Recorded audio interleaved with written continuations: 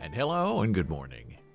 I'm David Bowles, and this is Bowles.tv.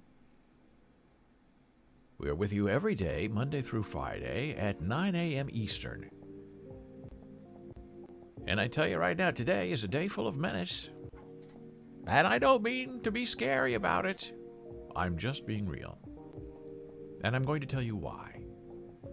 Right now, as of this moment, I have two best friends. This is one of them.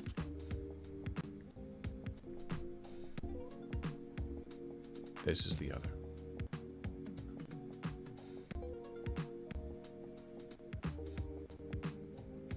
I'm not eating any of these. Hello, I should say hello. I'm not eating them. But I am being eaten by what is causing them to be here.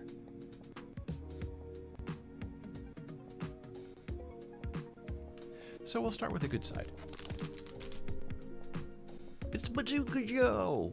Remember Bazooka Joe from your childhood if you had bubble gum? They now have Bazooka Joe Sody Pop.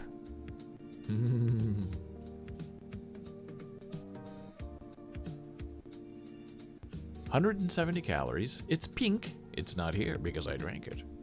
Jana Marie and I binged on Bazooka Joe yesterday. Now, Bazooka Joe is not the name of the gum. The gum name is just plain old bazooka. But the fun part is when you were a kid and you could unwrap the Bazooka Joe gum, the bazooka gum, and the gum was always very hard and you had to warm it up in your mouth first before you started chewing. But the wrapper had a cartoon in it. And the cartoon starred Bazooka Joe. The lovable loser Bazooka Joe. Now, if you're having a bazooka soda pop, as we call it in the Midwest, why wouldn't you follow through and have the back of the label that you can read through the clear glass be a Bazooka Joe cartoon? That is my question of the day, because this makes me very happy. It's reminiscent. It tastes exactly like bubblegum. It is a sugar rush unlike any you will ever imagine. It's Bazooka Joe. Not good for you, but good for your memories. Well, it is good for you because it raises your fun level. And as I said, my other friend today is this. Dude wipes. Ever used them? Know what they're for? Well, I'm going to tell you right now. You use the dude wipes to freshen up. On a hot and steamy day, you go to your private parts, you go to your pits, and you just kind of brush them with a dude wipe, and you feel refreshed. And what are you going to do when you're in luxury housing? You live in a big tower? And we're now in day two. Day two of no hot water. So you're really not going to take a shower in ice-cold, freezing 33-degree water. You could boil some water, like a pioneer. Go back to the days of Bazooka Joe.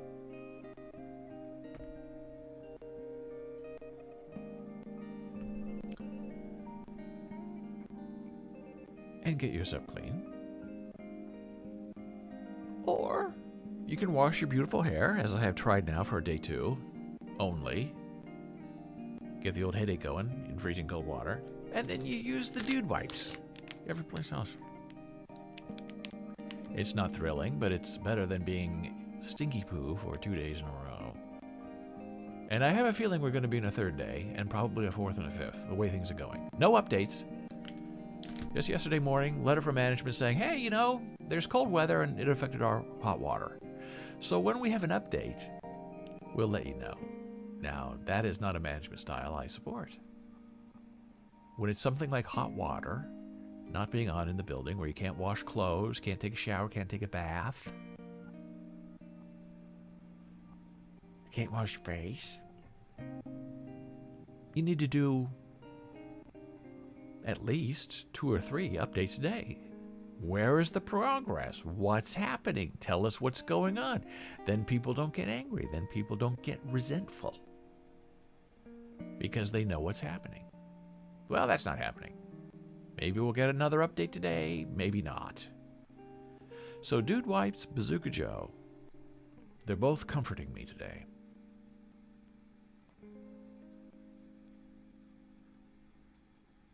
So the non-menace from yesterday was I went to the skin doctor, and my dermatologist said I have very beautiful skin for being an old ugly monster. And we did our blue light therapy to try to stop these cancerous lesions from appearing on my face. And we do that monthly, and it seems to be working. And again, he asked me, he said, do people comment on how great you look? He's 78 years old. I said, no. He said, you don't have people telling you how young you look. You look so much better now than you did when you first started coming here. And I'm thinking to myself, we just talked with my doctor yesterday. We just talked 2 seconds ago about how we're both locked down in the pandemic. Your wife won't let you go to Aruba. I don't see anybody because I'm locked down. I only go out of the house to see him once a month. And when I see people, I'm wearing a mask. So who's going to come up to me and say, oh my goodness, let me see under your mask. Oh, your skin is so beautiful, old man. But he seems genuinely very interested and very pleased with the condition of my skin. And yesterday, before I do the blue light therapy thing, where I sit in front of a blue light for 9 minutes, a giant blue light, he uses an acid pencil on me and goes hit all the trouble places that he thinks might erupt into cancer. And boy, yesterday, right around here, he was just digging and digging and digging and digging and digging. And usually he's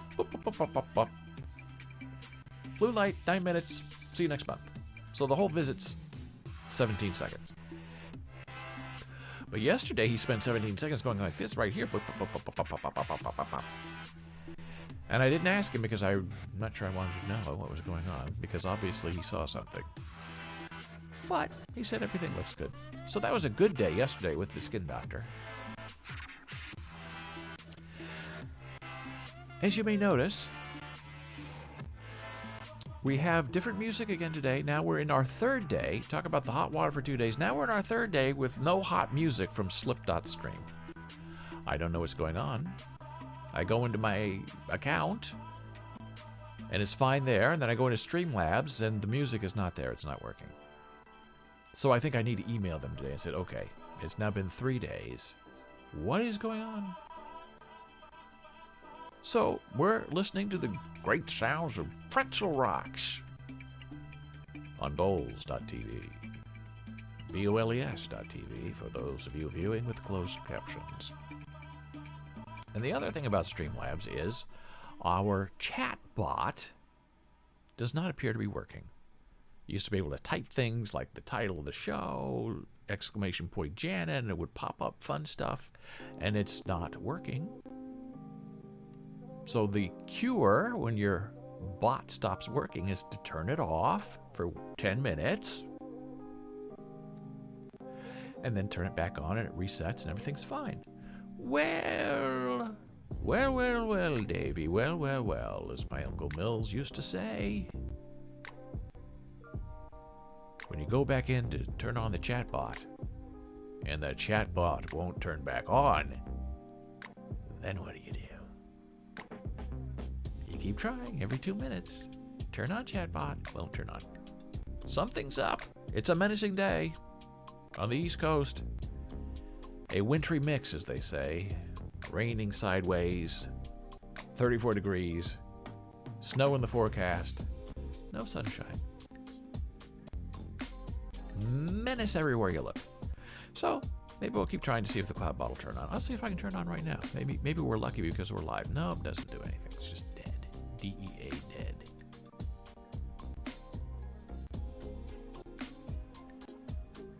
Now it's time to get out your pen and pencil because we have a programming change. Jenna Marie Sweeney, who usually appears here on Fridays at 10:15 a.m. to give you a hardcore ASL lesson, is not going to be here at 10:15 tomorrow because she has another engagement, as they say, in the business. So we're moving her just a tiny bit earlier. We're putting up the sweetheart at 9:15, just about now, 24 hours from now, 9:15 tomorrow for Jenna Marie. And she's going to have a wonderful lesson, hardcore lesson in American Sign Language, teaching you emotions. Now that will be very good. Angry, happy, sad, jittery, oh boy. That's going to be a fun one. But we're an hour earlier. Set your clocks. Always check our promos so you don't miss Jana Marie.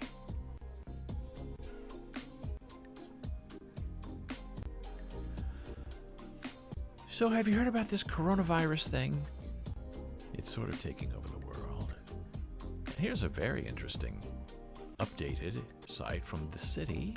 It's a wonderful newspaper, online newspaper in New York City, tracking the spread of the pandemic in Gotham. And I'll show this to you. Hey, I'll put this in the chat as a link.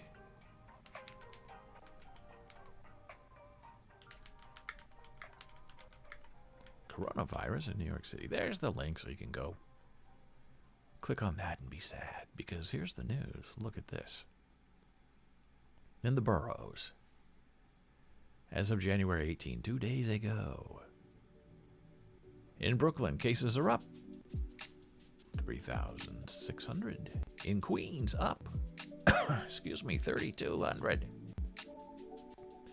In the Bronx, cases are up, 1,300. In Manhattan, cases are up, 2,300. Staten Island, cases are up, 642. Very sad. It's not going down, and schools are about to open. Universities. Some are online for a couple of weeks, others are not. Of the major universities, there is a lot of confusion with students because some universities have said, oh, we'll be hybrid, you can stay home for 2 weeks and then show up. And then that same university is telling the faculty, you're in person, period. You're not going to do Zoom, you're not going to do hybrid, you're going to be in the classroom, period. And so the professors are not happy about it, but it's like, okay. And then they get emails from students saying, hey, I'm going to, take advantage of this hybrid thing, so I'm not coming to class for 3 weeks. So send me everything you have. And the instructors are saying, of course, what are you talking about? We're having in-person class. You have to be in class. And just because you don't feel like coming is not an excuse for you to stay out of class. And so the students are outraged. A lot of the faculty's outraged because they would prefer to be remote for a couple of weeks like their peer institutions. But it's all about the money. All about dorm money, tuition money. They want you on campus. You are required to be in New York City the day classes begin. And if you don't, then you're in trouble. So I don't know how that's going to work out. That this doesn't help having the coronavirus cases increasing by 3,000. Not a good look for the city. If we like visuals, this is what's going on in each of the boroughs. Bronx, Manhattan, Queens, Brooklyn, Staten Island. The darker the color, the worse it is. Oh, Brooklyn's got some darks colors in there, dark reds. Queens, a patch of dark. Staten Island looks kind of all orange. And if you look at Manhattan, what's really neat to me, sort of, if we can even call that in this discussion, is that big patch of gray. Do you see that? That's Central Park. So they grayed it out. Because nobody really lives in Central Park. A lot of people live in Central Park, but nobody lives in Central Park. So they gray it out. I think that's cool. And then you hover over something, and it gives you the zip code. Hell's Kitchen. Gives you the average. All very miserabling. Ozone Park in Queens. Oh, boy. 244 cases per 1,000. Brooklyn. Sunset Park. Beautiful area, but high coronavirus infections. Staten Island. 203 cases per 100,000 people. That doesn't look good either.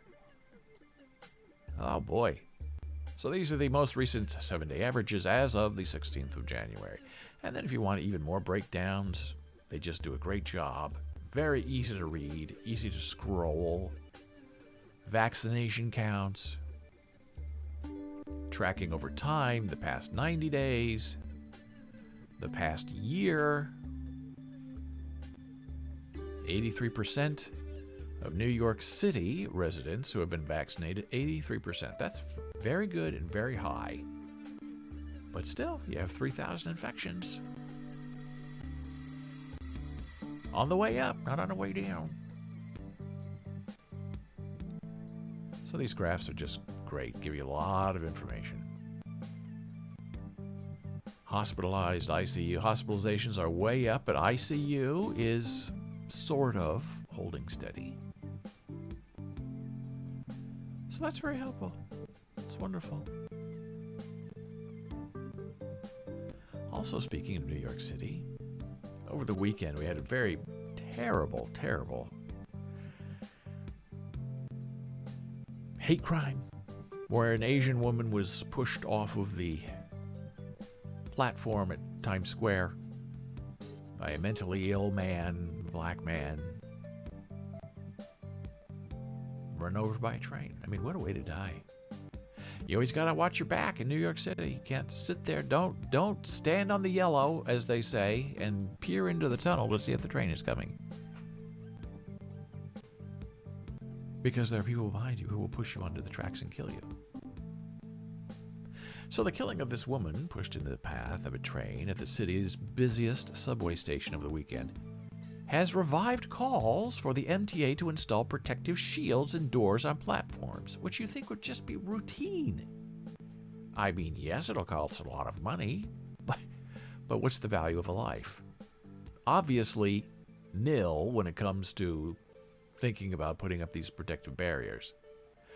Former MTA executives and transit advocates told the city that Michelle Go's death should prompt the agency to revisit the issue and follow the lead of the transit system around the world. It's high time that the MTA, the subway system in New York City, live up to the promise to install platform doors that can save lives. They said 5 to 10 years ago they would test these doors, and none of that happened. The woman was shoved by a man onto the tracks at Times Square, 42nd Street, and then was struck by an R train. And what if you're the conductor on that train or the engineer on that train and you run over somebody? You can't stop. A seemingly unprovoked death that platform screens could have prevented. And the homeless guy got on that train, or the next train, whatever train, went to the end of the line, got off, went to the police and said, I pushed a woman in front of the train and she's dead.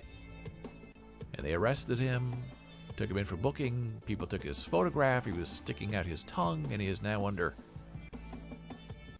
the advice of psychiatric care and evaluation. But these platform screens, shields, walls, whatever you want to call them, are everywhere else in the world but New York. And it's a wall, plexiglass, steel, whatever. So you can't be pushed, you can't fall onto the tracks. And then the train comes in, and the train parks in a very specific place, and parts of the wall open up, the doors open up of the train, and you go in, and the doors close, and everybody's safe. It seems so easy. But there is a little bit of a Wild West mentality, I guess. Well, this is New York City. Anything goes. We're tough here. We're New Yorkers. But how do you survive someone sneaking up behind you and pushing you onto the tracks?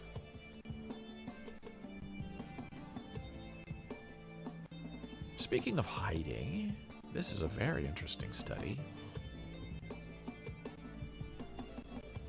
that deals with prostate cancer in guys. And when your numbers are up, your PSA numbers, a lot of doctors have over the years traditionally said, well, your numbers are increased, but let's don't do surgery, let's don't zap it. Oh, there's Dora. Good morning. I always stand back. That's good. I admit I tend not to stand back. I tend to be the person who stands on the yellow line and peers into the oncoming train tunnel to see if I can see the lights and see how far away the train is. And I asked the beautiful Jana Marie about it, and she says, oh, no. I don't stand that close, and I always look behind me because I need to know what's going on. So who's the smarter one here?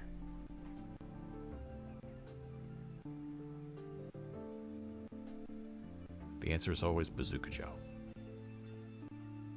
Jana Marie is the smarter one, we know that. It's snowing, Dora says. Jana Marie is smarter. I know, she's smarter. She's more beautiful, she's more talented, she's smarter, she's funnier, she's kinder than I am. The Beauty and the Beast. And I am not the beauty.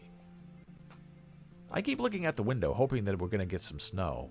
Because for some reason I think snow is going to work better than this horrible rain.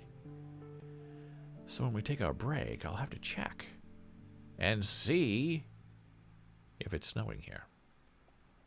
And Dora's not that far away from me. A few miles, I don't know. 5, 6, 7, 8, 9, 10 miles, I don't know. And it's snowing where she is, and here it's not snowing. So weird, the weather here. Very bizarre. The rivers make all the difference. So these doctors say, look, your prostate's enlarged.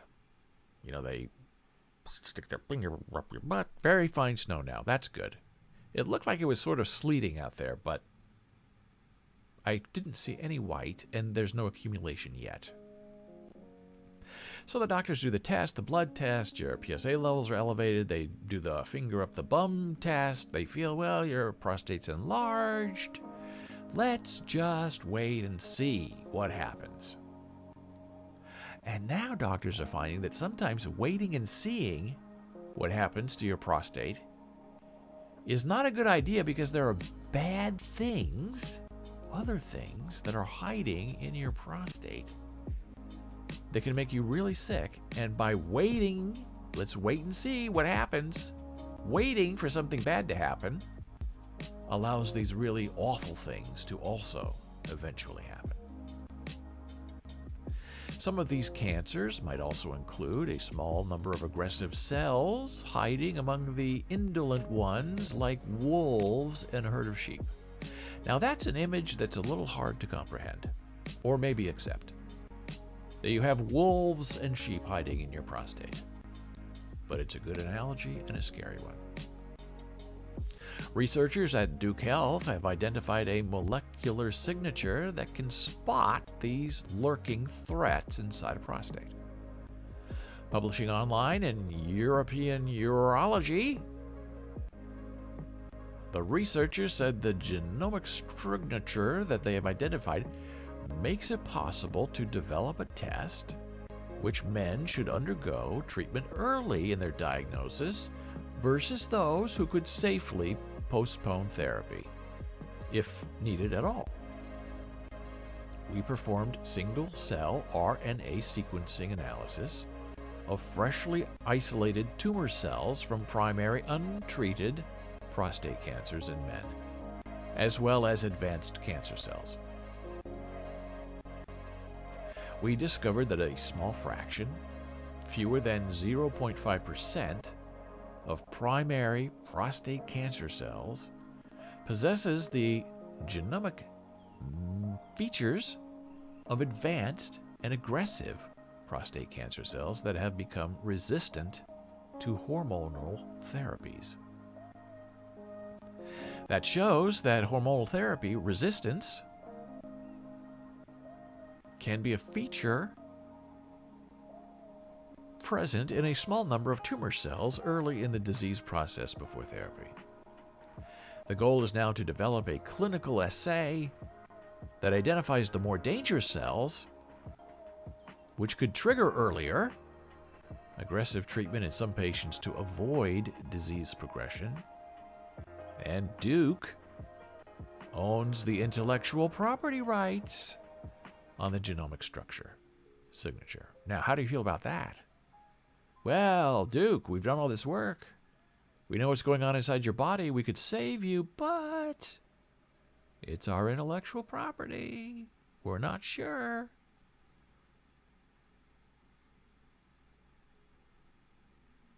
Can you claim a right to the human body? To what's going on from something you've discovered? I guess you can, or you can at least try. Everybody wants to make money, I guess. Here's the link to that study.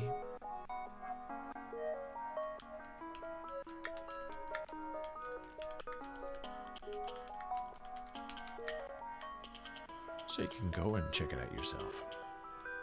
It's an interesting read. A little complicated, but not terrible.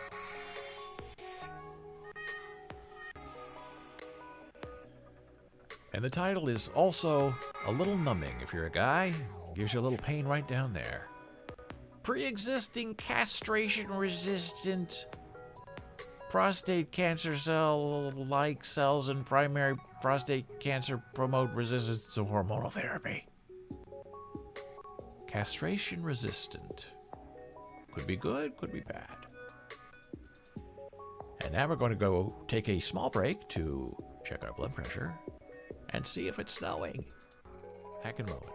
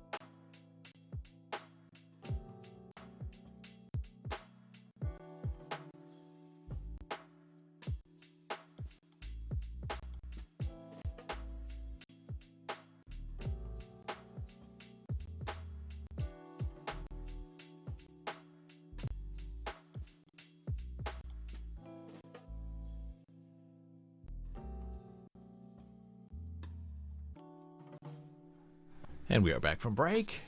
I'm David Bowles. This is Bowles.tv. Sorry, it took me a little bit. I'm looking at our stream stats, our live stream stats, and we've lost a few frames, 0.1%, which is not bad. Because this is a day of menace, I am especially on the lookout because our CloudBot is dead and our slipstream is not working. I checked the weather. I don't know if it's snowing. It looks... When you look from afar, it looks very white and foggy. But then when you get closer to the window, it's not white. It's just like a sideways stream of sleet. But there's no accumulation on the ground yet. So it's snowing on Dora and raining on me. Now, our programming note, in case you missed it, is Jana Marie is going to be here tomorrow at 9:15 a.m.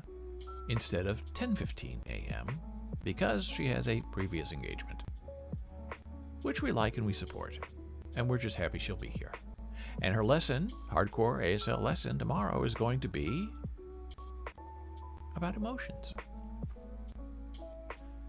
Menace, rage, happiness, contentment. It'll all be there. Dora is ready for the snow. Made a fast chicken soup last night out of odds and ends I had in my refrigerator. Not sure how much is predicted. Yeah, that's smart. This is a day to sit in and contemplate things. Don't go out into the menace unless you absolutely have to. And then you have people, perfect people again, like the Jana Marie, who lives for the rain, loves a tornado, is a snow bunny, and also really loves the sunshine. So she is, I guess, what they would call the all-weather type gal. Girl, woman, female executive. If it's too windy, I just won't go outside. It's true. Anything over, I figured it out with my Apple Watch. Anything over 9 miles per hour is uncomfortable. We live on a very, very windy hill. The wind today is 12 miles per hour out of the north-northwest. 37 degrees. And cloudy skies. And I've learned that because where we live on the hill, Hilltop is the area where we live. That's the name of the neighborhood.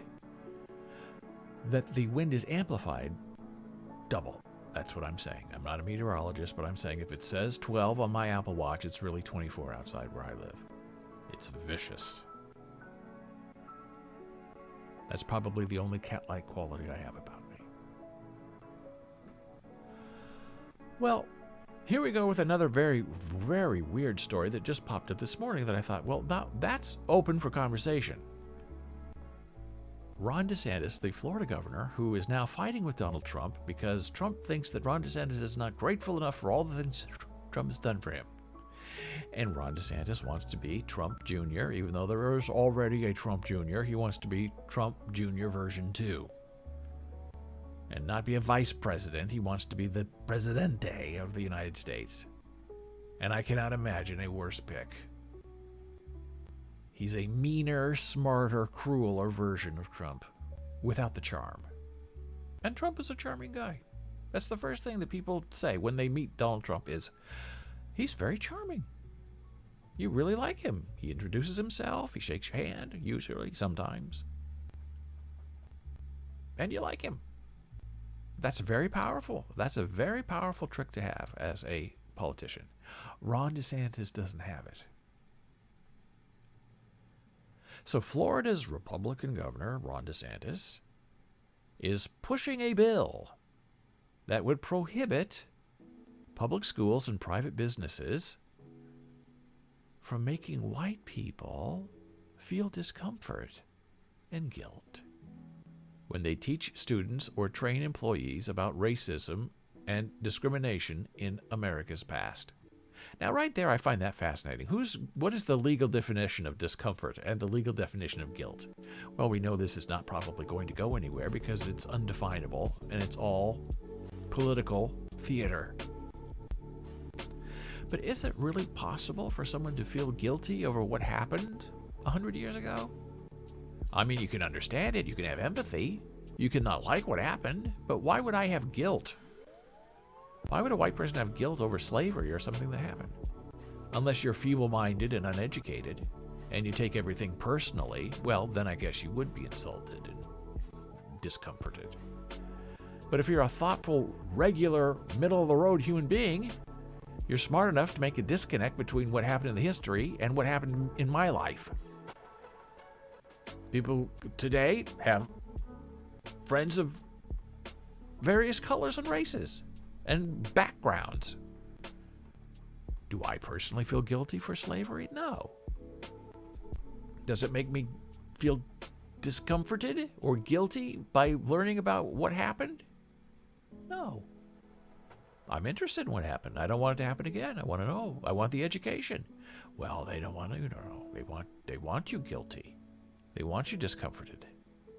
They don't want you to dig into the racist past that they're digging up to use against you right now. On Tuesday, January 18th, the Florida State Senate Education Committee approved the bill that takes aim at critical race theory, although it doesn't mention it explicitly. Now, isn't that the hallmark of a hero? Well, I'm going after CRT, but I'm not going to mention it. I'm just going to hint at it. I'm going to nibble away at the edges and see if I can get it through.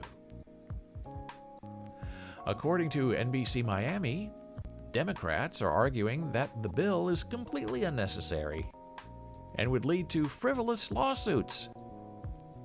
They also claim it would amount to censorship in schools and ask for real-life examples of teachers or businesses telling students or employees that they are racist because of their race.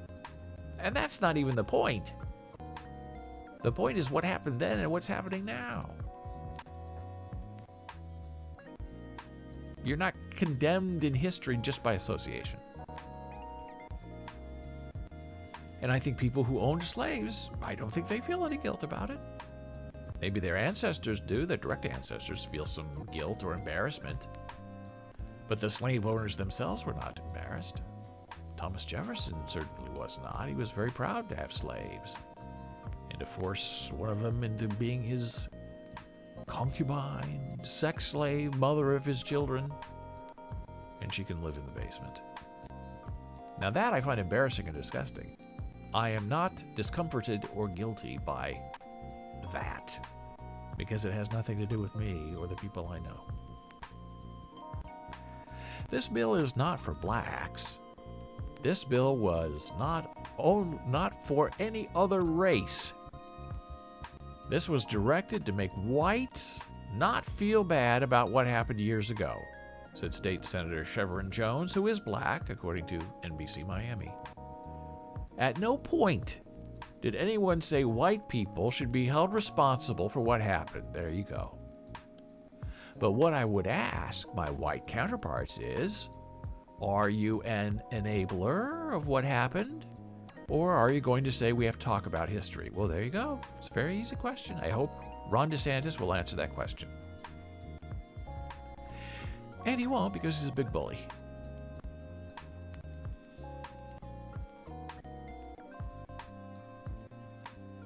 Now, we love talking about artificial intelligence here.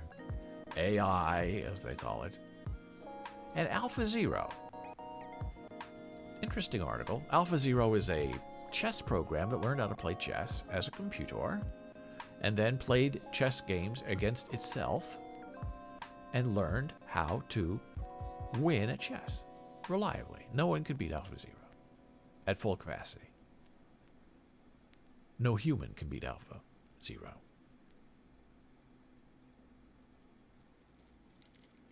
So this AI, this AlphaZero, is doing more than just revealing data.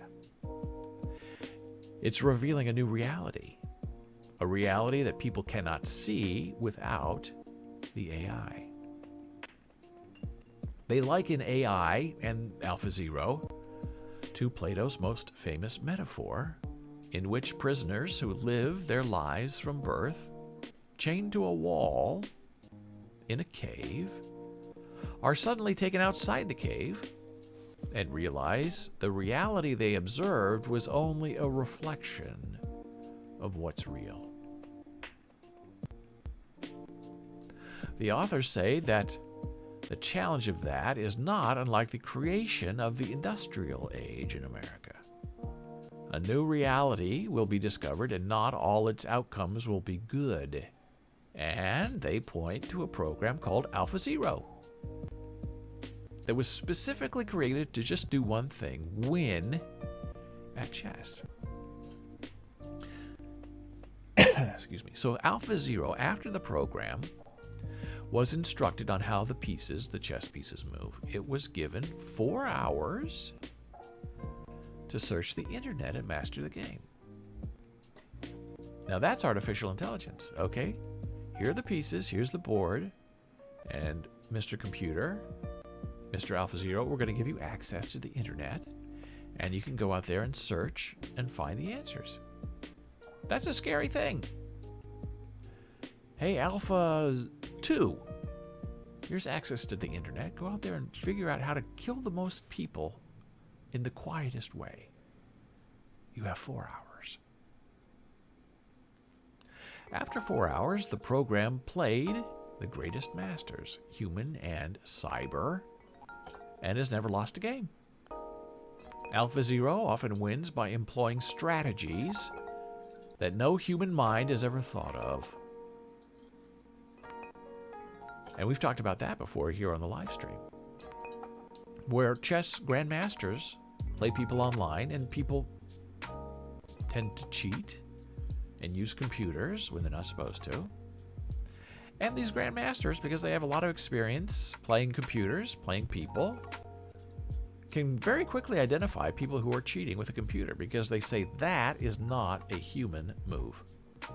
They just know that no human mind would be able to see that move and its effect 10 moves from now. It's impossible.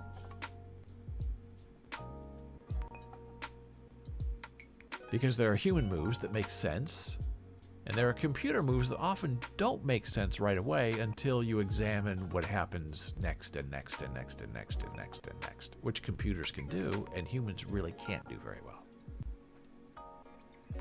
But when the computer takes over the strategy for a store, let's say, and develops strategies and puts chores on task lists for humans to do, there's no telling what it can lead. So this is the leap that they're making.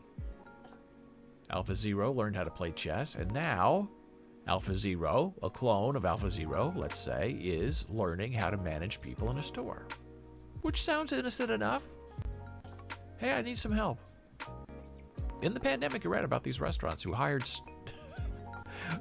robots, rented robots to go deliver food to people at their tables because they didn't have enough wait staff because of the pandemic. And people thought it was interesting and they liked it. I thought it was a little bit creepy. So a computer, AlphaZero, takes over managing a store and tells these people what to do. Depending on what the computer is told to maximize, there is harm that can come to customers, employees, safety, and people's well-being when the computer gets to choose what the people do next. The risk for laborers, harm to consumers, and the environment is potentially out of control when the software tries to maximize outcomes without regard to incidental damage. So what that means is these computers, let's say just in an office setting, we'll make it simple, lays out the office plan, where people should sit, where the angle of the sun is, what kind of computer they should have, how fast they should type per minute, where their eyes should be looking at all times, how many tasks they have to complete within an hour. And a computer can do all of that. But can a computer then apply that to human beings? Are they able to perform at the level of a computer? No. And do businesses like that? No. Do businesses like computerization and mechanization? Yes, because it's a computer and you don't have to feed it or pay for its health insurance. We are still in the very early days of AI. There's virtually no risk right now that we will see outcomes that are perilous to human beings based on AI. That's only science fiction right now. But as AI develops, that will change. And with the pedigree of these authors, their warning is hard to dismiss out of hand.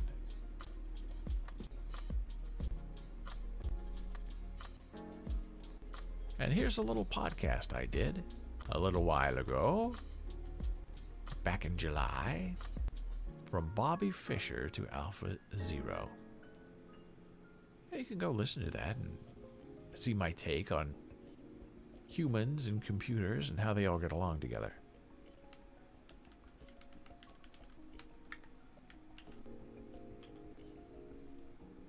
And how have we mechanized our lives and our world? It's changed a lot, even in my very brief lifetime. When I was young, we did not really have computers. We had video games, but you had to go into a video game parlor to play them. In Lincoln, Nebraska, at the Gateway Mall, it was the Red Baron. And it took quarters, not tokens. You had to have a lot of quarters with you. And you went in and you played some pinball, played some air hockey, and then they started to have, video games that you would play. The submarine one where you go beep, beep, beep, beep, beep, beep, sink the submarine. Some shooting games with guns. Nothing very sophisticated, nothing very interesting. But that's where you're good. That's where you went to kind of hang out, to see your friends. And the owners of the Red Baron made a lot of money. Because kids like getting away from their parents and they like being at the mall. When malls were something, malls are all dying now. Almost everywhere. And they could escape their lives and live in a video game. But it was just temporary. Now we have immersive video games where you sit at home all day and all night and you have your headphones on and your microphone and you're talking to your friends across the world and you're playing together and you just play all day. And I never got into that. We don't have an Xbox, we don't have PS4, Sony thing, whatever that is. PlayStation, we don't have any of it. Some of my friends do who are my age, and they wonder why we don't have one. And I guess part of the reason is the threat of addiction is very real. Because when I play like a game on my iPad or when I used to play on my Intel Windows computer, you can really get sucked into it. Doom, when that first came out, oh boy, that was fun.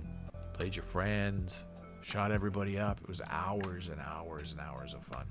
And then you stop and you do a little bit of work, and then you get right back in because you want to keep playing. And that concerned me a little bit, that it was taking a lot of my time and a lot of my attention, and our lives here on this wonderful world are limited.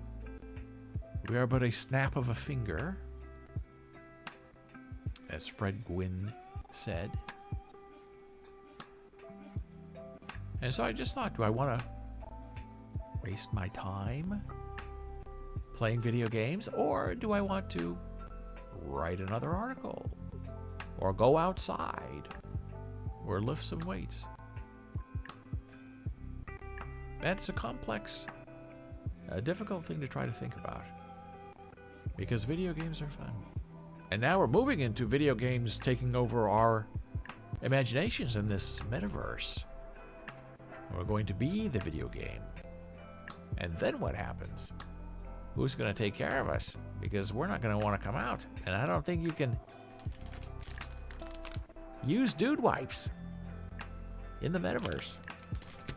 I don't think you're going to be drinking Bazooka Joe in a metaverse. Now, you might be able to fake it, but it's not going to be the real thing. It's not going to be pink, and it's not going to taste like bubblegum. Swallowable bubblegum. That's what this is. But no Bazooka Joe. Cartoon on the inside. That's life, And if you were in the metaverse, why would you use a dude wipe? You wouldn't want to. You're going to be clean all the time. Everybody has hot water in the metaverse.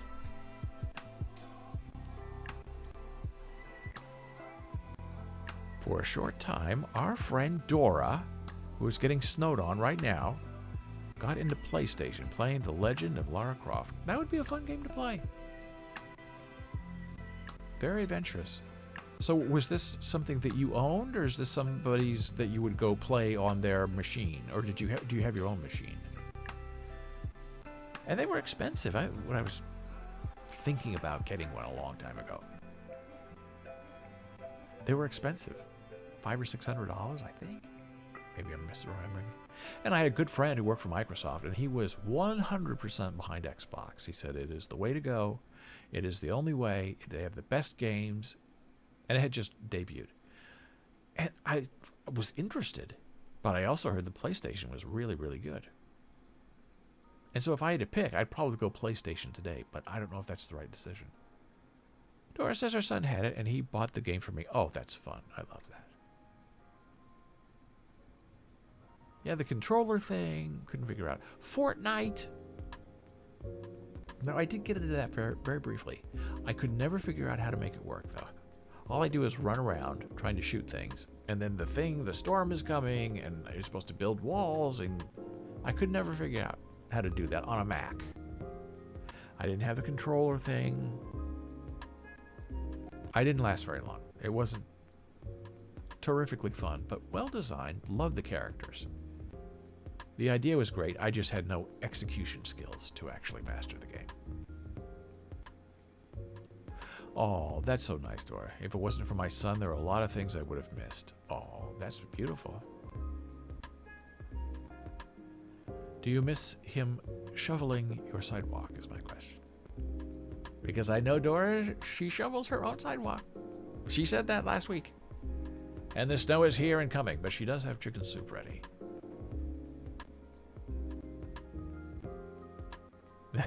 Yes, I do. And I grew up shoveling snow. Oh boy, that's where I know. I don't know why I went east where there's snow. I should have gone west to California where all of my Nebraska friends went. They all go to the sunshine because they grew up in the snow and shoveling snow and snow drifts. You get 2 feet of snow in Nebraska, and then in the backyard it's up to 8 feet of drifting. And you have to get out there and you have to shovel it, and the sidewalks have to be shoveled by 8 o'clock. You're going to get a ticket from the city. Oh, it's a big mess. Snow's horrible. I don't know why people would live in a freezing cold, snowy climate by choice.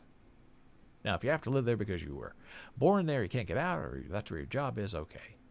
But if you could move somewhere where it's warm and there's no snow, a normal person would move. Dora says she has great neighbors and they are very helpful, so I really don't have much to shovel. Well, that is very lovely and very nice. That's very helpful. I did my best to try to shovel because we had older people on each side of us growing up. But it takes a long time. You get very hot, it's freezing cold, and you're so hot from shoveling, you take off your coat, and you're sweating and steaming in the weather. And after it snows and the sun comes out, it gets hot.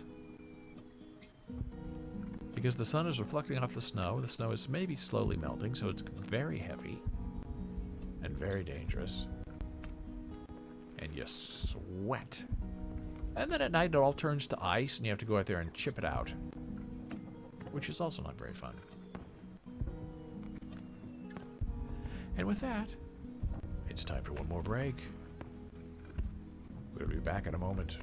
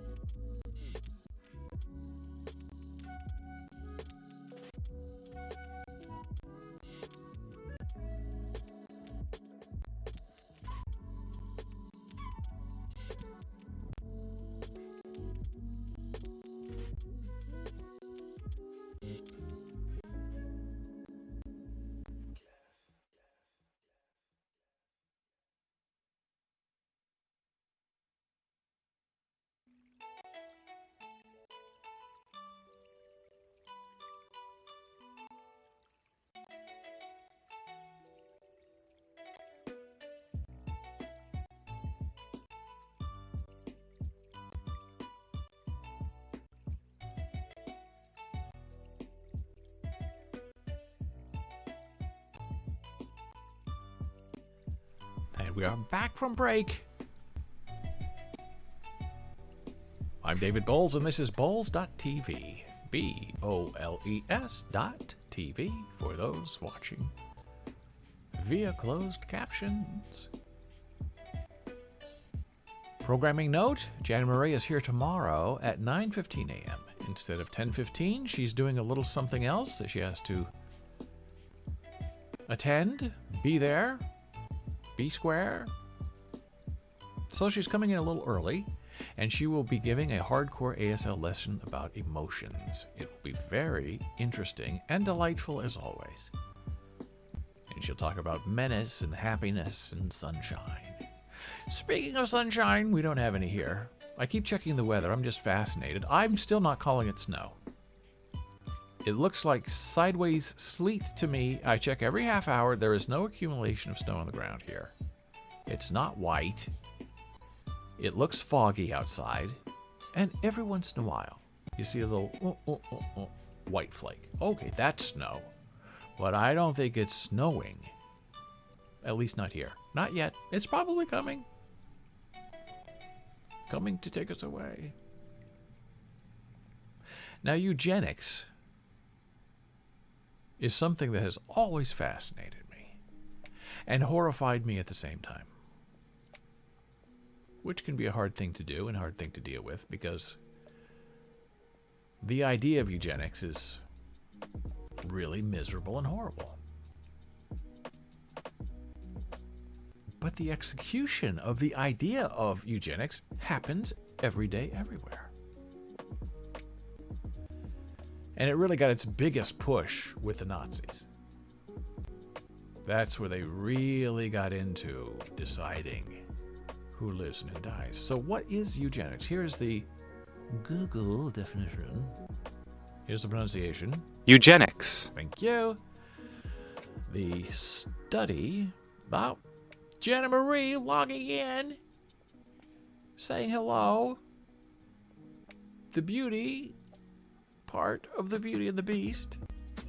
It's snowing now in Long Island City. Well, that's very interesting. Is it big flakes of snow, or is it still raining some of it? I used to have a weather cam set up in the bedroom where I would go to every once in a while and turn on the weather and watch the weather. I should set that up again. I can't remember how I did it.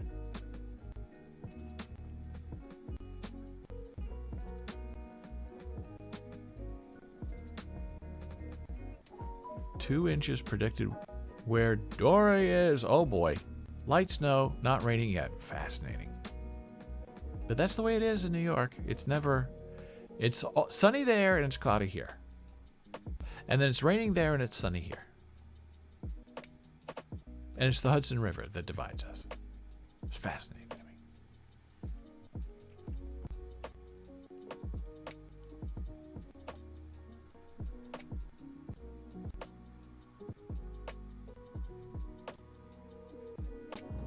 Well, I'm looking at this eugenics thing and I see this Google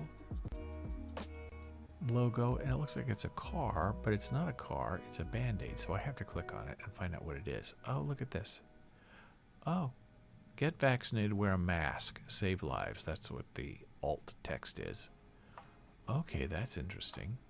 Get vaccinated, wear a mask, save lives. Google, everybody has a shot. Okay, I like that. It looks like a car though. If you look at the upper left-hand logo, I thought that was a car. I guess it's a red Band-Aid. So eugenics is the study of how to arrange reproduction within a human population to increase the occurrence of heritable characteristics regarded as desirable. Okay?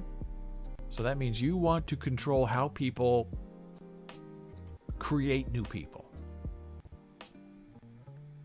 And you want the best people, only the best people. Which means lesser people, low intelligence people, disabled people, you don't want them reproducing. Because they might reproduce more that are like them. And in the society that eugenics seeks to create, you don't want any inferior people. Developed largely by Sir Francis Galton as a method of improving the human race, eugenics was increasingly discredited as unscientific and racially biased during the 20th century, especially after the adoption of its doctrines by the Nazis in order to justify their treatment of Jews, disabled people, and other minority groups. So that is the textbook definition of eugenics, and it's happening today. Rich people are having their DNA tested and fixed to remove traits and historical genetic lines that they don't like and that they don't want reproduced. Big nose, don't want it. Green eyes, don't want it. Put in smaller nose and purple eyes. That's eugenics.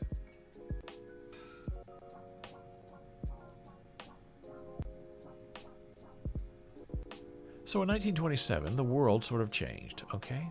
This is before World War II. On May 2nd, 1927, the U.S. Supreme Court announced its verdict in the case of Buck versus Bell. The court ruled in favor of John Hendren Bell, superintendent of the state colony for epileptics and the feeble-minded, upholding a Virginia statute that favored involuntary sterilization of individuals who were deemed mentally unfit. Now that's a mouthful. These eugenics people do not want the deaf, the blind, the physically impaired to reproduce because they are tainting society. That's the theory. The one justice who dissented was Pierce Butler, a Catholic and native of Minnesota. Butler did not write out a formal dissenting opinion, so it's likely no one will ever know why exactly he voted the way he did. But it's likely his Catholic faith, this is from a Catholic magazine, his Catholic faith played a role. During the early 1900s, eugenics was a popular branch of biology that sought to improve the human race through better breeding and sterilizing people with less desirable traits was one way that eugenics was put into practice. Catholics were some of the most consistent opponents to eugenic ideas. In 1930, Pope Pius XI argued in the encyclical Casti Connubii that when no crime had taken place, the government should not be able to tamper with the integrity of the body for any reason. Meanwhile, following the Buck versus Bell ruling, laws calling for forced sterilization spread across the country. And when they talk about forced sterilization, they're talking about people who are mentally impaired. Back then known as the retarded, which now some people say people who are on the autism line, Asperger's, those kinds of people who society decided were not average, not normal, and they were a threat to the breeding pool. And so they weren't killed, but they did not want them to reproduce. That was the idea. Keep them out of the gene pool because they're infecting us. And here's another interesting article from the other side, from the Virginia side, talking about 1927, Buck versus Bell. Supreme Court Justice Oliver Wendell Holmes. Great mind, right? Everybody knows his name. He wrote that if, instead of waiting to execute degenerate offspring for a crime, or to let them starve for their imbecility, it would be better if society can prevent those who are manifestly unfit from continuing their kind. Wow. And you see people talking like that today.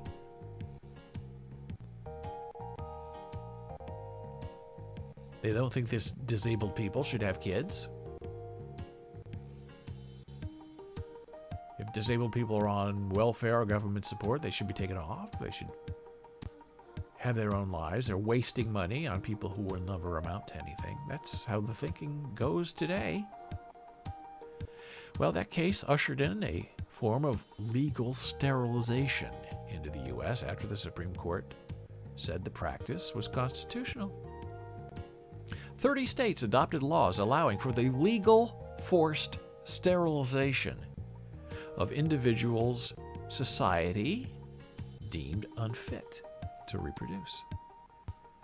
From 1924 to 1979, an estimated 8,000 people were sterilized in the Commonwealth of Virginia alone.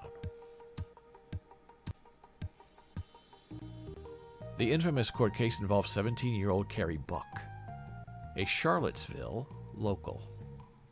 After Buck was assaulted and impregnated, the Supreme Court used the case as an opportunity to constitutionalize eugenic practices that were already occurring in Virginia. Holmes's majority opinion reflects what America's push to uphold a racial hierarchy through sentiments of biological inferiority, which included a wide range of supposed deficiencies from feeble-mindedness to physical inferiority. The victims of the resulting sterilizations usually included impoverished communities, prisoners, and women accused of promiscuity. In many ways, Buck's story embodies the Charlottesville's history of racism and eugenics. While the Buck versus Bell court case had national implications, Buck's hometown was an epicenter of eugenic sentiments long before she was even born. Anthropology professor Gertrude Fraser described how eugenic sentiments can be traced back to Thomas Jefferson, the University of Virginia's founder and the nation's third president. Thomas Jefferson's idea was that African Americans were an inferior race that could not have abstract thoughts, and that there were scientific reasons for structural inequities. Though more than 4,000 enslaved black laborers lived, built, and maintained the University of Virginia, Jefferson also directly enslaved more than 600 individuals throughout the course of his life at his home in Monticello.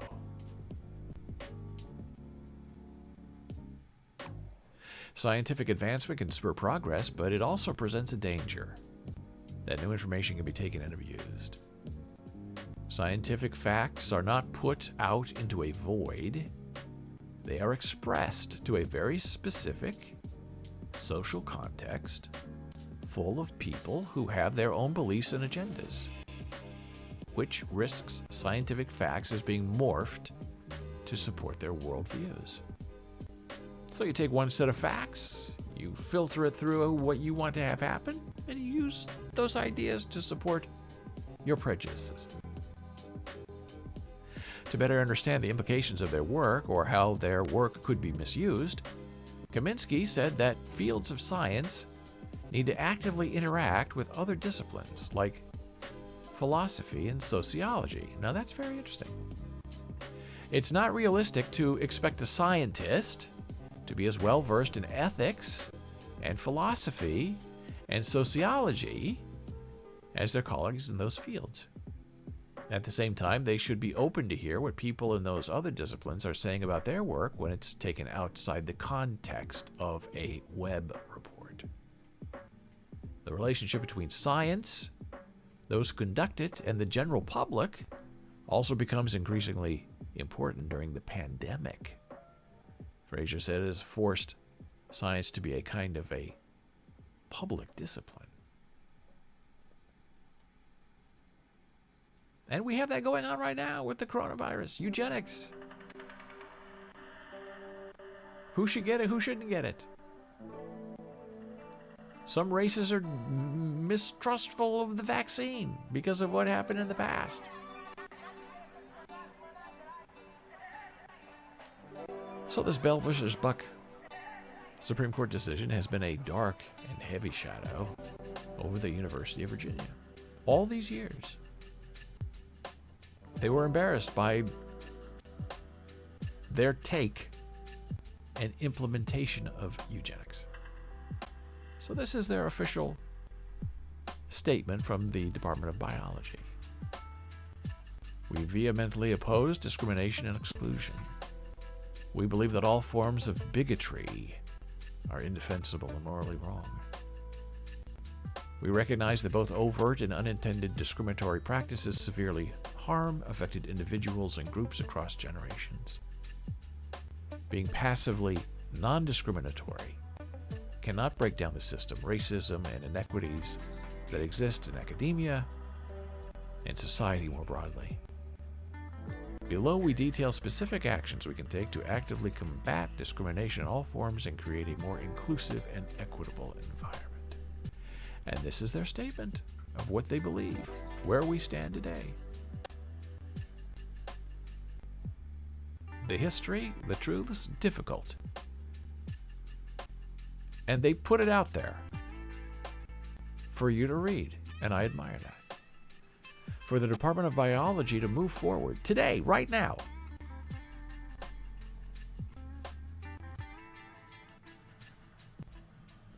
In 2022, it is critical to acknowledge our past. The department was founded in 1914 by Ivy Lewis, a chief architect and advocate for eugenics.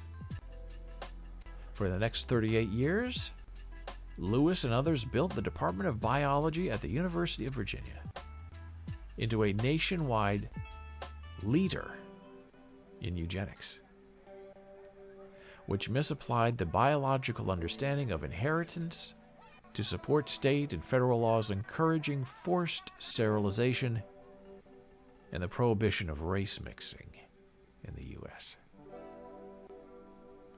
Their work was further used as a justification for race purification in Nazi Germany and elsewhere. Today, we refute those incorrect concepts of genetic destiny, the idea that human racial categories are biological, and the notion that any human being is biologically superior to another. The University of Virginia as a whole is reckoning with its own long history of racism and exploitation. UVA was founded by slave owners and built by enslaved workers. As the university grew, black communities were displaced to accommodate the university's expansion. We need look no further than the white supremacist rally of 2017 in the community of Charlottesville to be reminded that these aspects of our past continue today. Remember Charlottesville? Jews will not replace us. Good people on both sides. Well, we're not done talking about eugenics, but it's that time of day. We're going to take a momentary snow break. Back in a moment.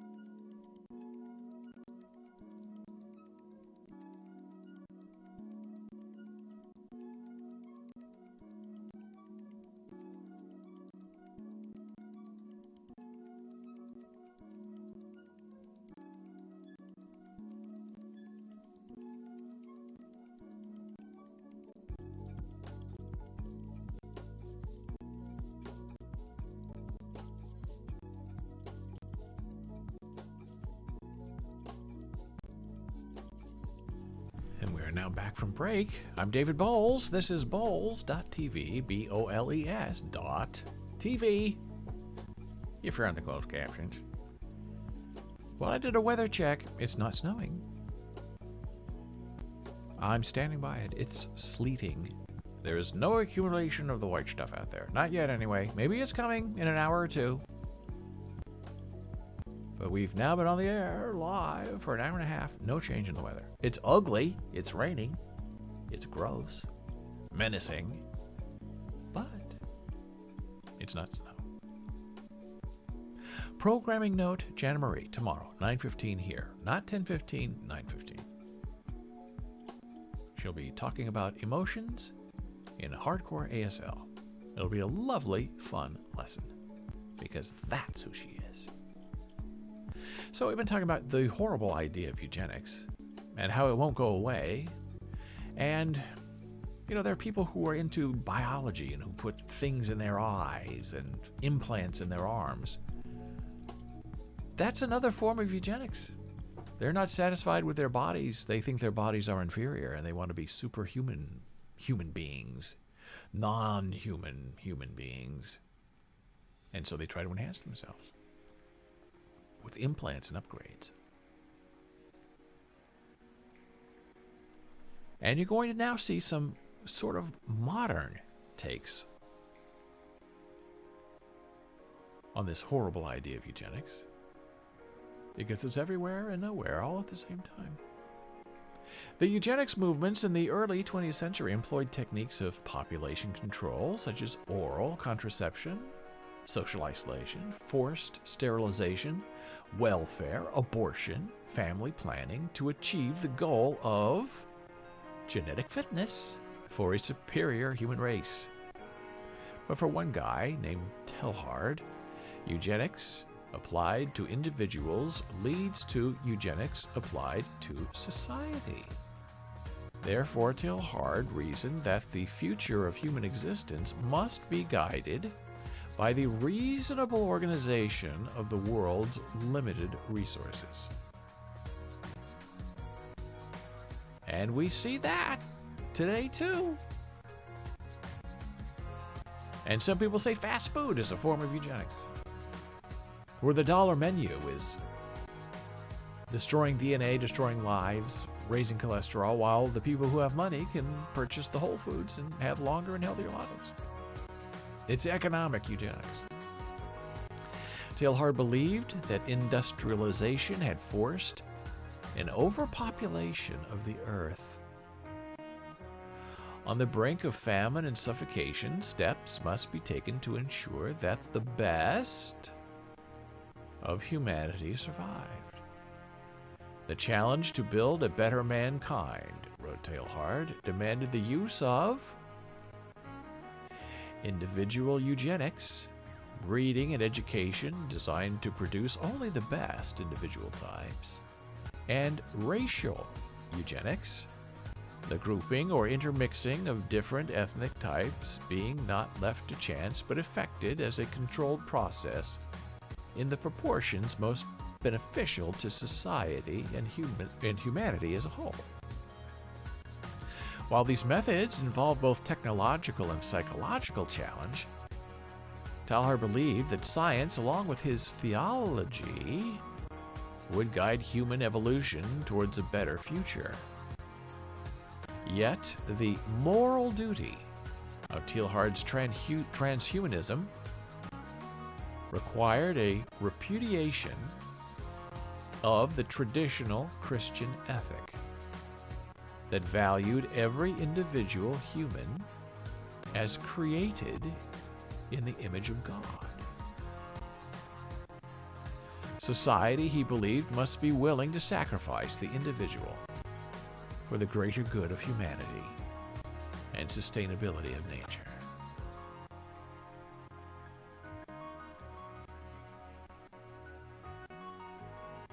So if you believe in God, in Christ, and if you're a Catholic, as we learned, you're against eugenics. Everybody has value. And if you can't contribute to society, you'll contribute to society in a different way. No one is a burden. And that's the argument they use to ban abortions and to ban contraception, because it's all a form of eugenics. Now here's a really super modern take on eugenics and coronavirus. Students who do not feel comfortable returning to class for in-person instruction, including immunocompromised students and others with disabilities, must choose between risking their health to take classes in person or pausing their studies. By not allowing disabled students the same opportunity as other students to appropriate accommodations, the University of Southern California promotes all too familiar rhetoric that condones eugenics. Eugenics is the unethical and denounced scientific study that seeks to establish selective breeding to reproduce suitable races and eradicate undesirable traits. In fact, former USC President Rufus von Kleinschmidt supported genetics. It only took the university more than 50 years to remove his name from a building. During the coronavirus pandemic, eugenicist thinking surfaced among opponents of coronavirus safety regulations. Instead of masking up, they said, well, less than 1% of us will die from it, so what? Instead of isolating, they contemplated, perhaps this is God's way of weeding out the weakest of the bunch. Pop culture continues to gloss over the word eugenics whenever another politician takes a staunch stand against masking up during Congress. But we must call it as it is. Refusing to protect the most vulnerable people in your community not only makes you a self-centered coronavirus denier, but also a proponent of eugenics.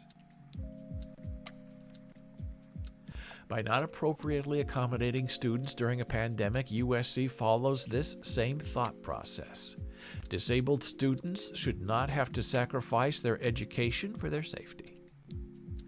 We deserve the same opportunities as students without disabilities. And the university's inaction speaks volumes about its lack of regard for its population's most vulnerable to the pandemic. USC is not alone, as the Centers for Disease Control and Prevention has also not shied away from projecting a pro-eugenicist philosophy. In a Good Morning America interview earlier this month, CDC Director Dr. Rochelle Walensky remarked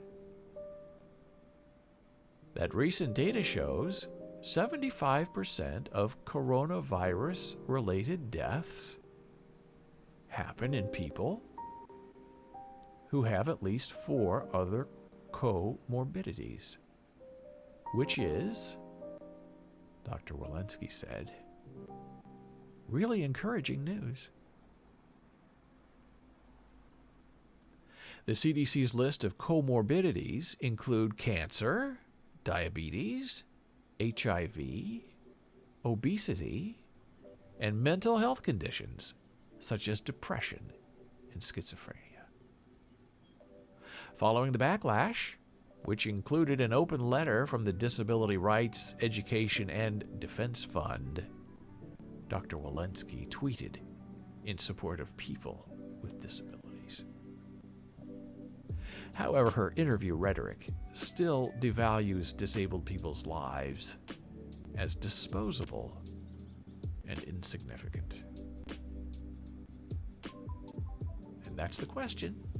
You have people today saying that poor people should not have the right to be on public support. Hungry children should go hungry because their parents are insufficient in order to care for them. That's not our fault, that's their fault. The role of government is not to provide for the public welfare. Well, if you read the Constitution, it is. So eugenics is a very interesting and horrible philosophy of living a life that is still very popular today. This person deserves this money, this person doesn't. You live, you die. And we see it in the hospital, in the triage process that we had to deal with during the coronavirus, where you had people coming in, there are no beds filled with COVID patients who wouldn't take a vaccine, and we have a person with an arm that's cut off, another person who's having a heart attack, another person who can't breathe.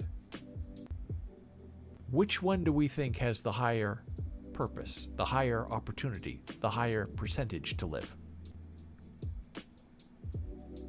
That's a eugenics decision. You should say they all deserve to live. We will help all of them. But it's impossible. There aren't enough beds. We don't have enough doctors. So triage, a decision, needs to be made in the field. Who lives, who dies? You go before her. I was here first. You only had your arm cut off. He's having breathing problems. But you have to order the world in some way. You have to make a value judgment somehow. And it's a dangerous, horrible, menacing thing with great ramifications. And speaking of horrible and dangerous things, let's talk to our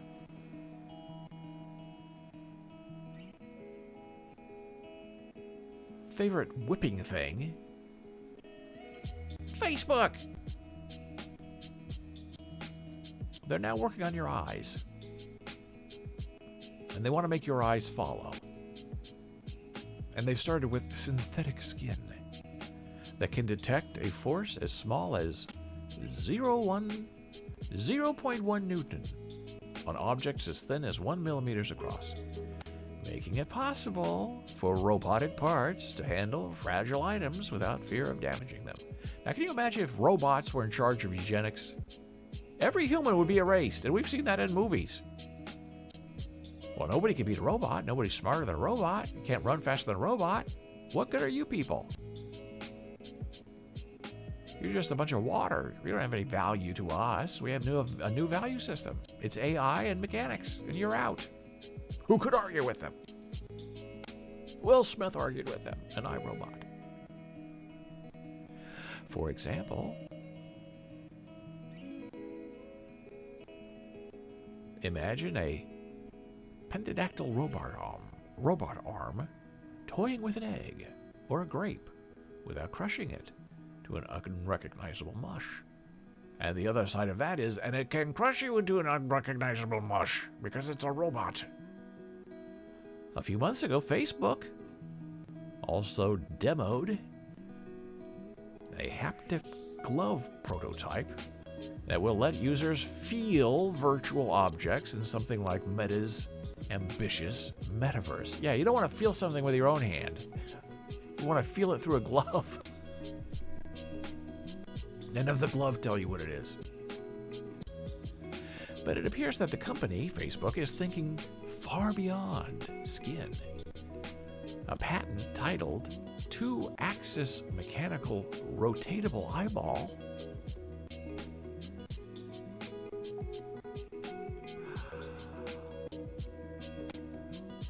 describes an animatronic eyeball that is nearly the same volume as the human eye. And its external housing is shaped like the outer surface of an actual human eyeball. But the similarities don't end there, as they aim to nail the fundamental design. The outer housing may have mostly spherical surface representing a sclera of an eye, and a curved surface representing a cornea of an eye. The cornea can include a pupil, where the pupil may be an aperture in the cornea. Meta is already training its artificial intelligence to view the world around it from the same perspective as a human being. So what purpose would a mechanical eyeball serve? Facebook's patent application notes that such an eye can be implanted in an eye tracking system, Such tech can be used as a testing ground for advanced augmented reality, virtual reality hardware like the company's own upcoming Project Cambria headset. VR headsets are known to benefit vastly from eye tracking hardware. And what better way to do some testing and training than creating a robotic eye designed to resemble a human eye? Plus, the mechanical eyeball has a scalable design, which means it can be applied in more areas than just testing and validation of wearable tech destined for the metaverse. But that's not all. Facebook is designing its mechanical eyeball in such a way that it can collect eye tracking data and relay it to a processing system in real time or near real time. Well, that sounds like having eyes in the back of your head. But the question is, will Facebook tell you what's behind there? Will it let you access the data in real time? Or is only Facebook going to know with their fake eyes what's going on behind you? I love the name of the patent. 2-axis mechanical rotatable eyeball. That was my street name for a while. And I changed it to Big Daver. Well, this is the world in which we find ourselves spinning. Sometimes spinning out of control. Sometimes there's no way out of the malice and the menace that surrounds us. And I remember when I was young, I needed glasses. And I didn't know that I really needed glasses. I just knew I couldn't really see things as well as my friends. And when I was told by the doctor that I had to have glasses, I cried. And the doctor said, I've never seen a child so upset by getting glasses before. Well, there was this whole thing, I had to be a perfect child. But other than that, it was also because it made me weak. And on the playground, when your mother's a school teacher, in the school in which you go to, and all of the students in her class want to go after you for what she does to them, you got to be tough on the playground. You got to fight back. Can't be bullied. Well, you have glasses immediately. Oh, your 4 eyes. You get braces. Oh, your brace face. A sort of form of eugenics. Weakness in the body, perceived by others as weakness of the soul, and content of your continuity as a human being. And kids especially are unforgiving. Kids are probably the biggest propagator of eugenics without even knowing it. They instinctively go after the weak and the timid. They make fun of the kids who are disabled and seen as inadequate. And that's bad form. It's uncouth. And the question we have to ask is, where are they learning it from? Probably not in school from their teachers. Probably at home. And that's why education matters. Experience matters. Exposure to a wide range of thoughts and visions matter. Because it influences decision making. Well, if it snows here, I'm happy that I live in a big tower without any hot water, because it means I don't have to go out and shovel the snow. That was a rite of passage from my days in the Midwest that I never want to repeat again.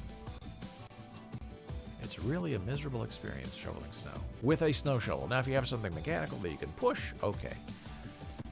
Some people had electric brooms, even way back in the 70s. They never worked. The gas-powered snow munchers with the funnel going out the side, those were very successful.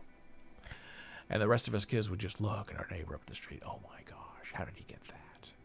And I have this little shovel that I'm shoveling. So I'll see you tomorrow at 9 a.m. And then 9:15 a.m., Jana Marie Sweetheart will be here with her hardcore ASL lesson, Teaching Emotions. She's not on tomorrow at 10:15. Dora says, sorry to hear about the lack of hot water. I am too. I'm more upset that there's no update. Like, if management would just come out with the truth and say, you'll have it by Sunday, then everybody's okay. Everybody is fine. But when they say, we'll update you when it comes back on, does that mean 1 hour, 2 hours, 3 days, 4 days, a week, a month? What's going on? They don't know how to do it. They don't appear to care. Luxury living, as they say. And then on Saturday and Sunday, Jana is back in full force to do her own show at 11 a.m., where she talks about American Sign Language and linguistics and disability and finding jobs for disabled people. It's very interesting. You can ask her questions. You can ask me questions. David@bowles.tv is the email address. Jana is Jana at bowles.tv. On Twitter, @DavidBowles. On Facebook, we are just regular old BOLES. On TikTok, we're Bowles TV. Instagram, we are Bowles Books. Discord server is David Bowles. Well, it's been a wonderful show. Interesting show, ups and downs. We live in a fantastic and wonderful world.